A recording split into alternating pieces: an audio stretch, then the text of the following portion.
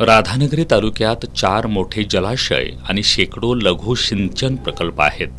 धरणांमध्ये साठवलेलं स्वच्छ आणि निर्मळ पाणी नदीमार्गे वाहतं.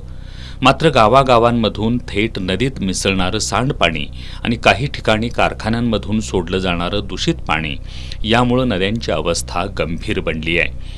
तालुक्यातील 98 ग्रामपंचायतींपैकी एकाही गावात सांडपाणी प्रक्रिया प्रकल्प नसल्यानं दररोज शेकडो लिटर सांडपाणी थेट नदीपात्रात मिसळतंय. याचा परिणाम पाण्याच्या गुणवत्तेवर होत असून अनेक गावांमध्ये काविळीसारख्या जलजन्य आजारांचा धोका वाढतोय.